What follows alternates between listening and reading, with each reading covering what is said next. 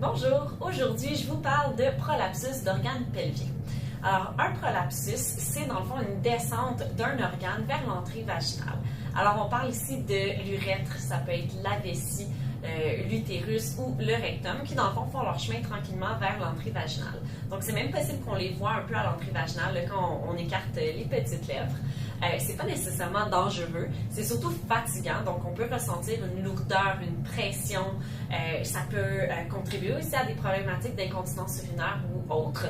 Alors, ça vaut la peine de faire vérifier puis s'assurer qu'on fait tout ce qui est dans notre pouvoir, dans le fond, pour aider à replacer un peu les organes puis à perdre en fait ces symptômes-là. Dans le fond, l'idée du traitement en physiothérapie périnéale va être de ne plus ressentir de symptômes de descente d'organes.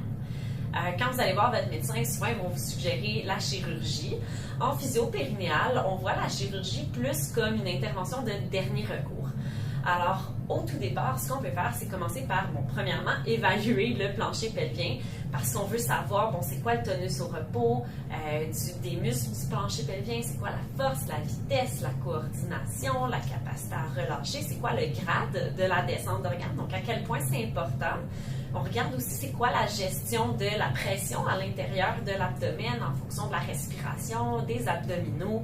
Donc, on regarde vraiment globalement pour voir est-ce que tout est optimal pour s'assurer qu'on a une bonne position au niveau des organes pelviens.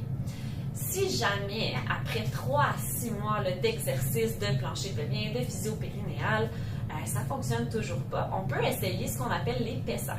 Alors, l'épaisseur, c'est un peu, on peut imaginer un peu comme une coupe menstruelle, mais qui n'a pas de creux nécessairement. Ça peut être plus plat, plus comme un disque, dépendamment des formes. Il y en a différents modèles. On fait des essais. Puis, dans le fond, c'est quelque chose qu'on peut insérer au niveau vaginal qui va aider à supporter les organes pour plus avoir cette sensation-là de pression vers l'entrée du vagin, un peu comme si un tampon voulait sortir du vagin. Puis par la suite, si jamais ça ne fonctionne pas non plus, là, on peut envisager la chirurgie.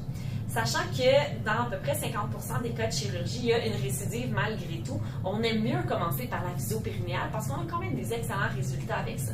Alors, ça vaut la peine. Si vous avez des questions, si c'est votre cas, n'hésitez pas, posez-nous des questions dans les commentaires en bas ou n'hésitez pas à aller contacter votre physiothérapeute en rééducation périnéale. Bonne journée!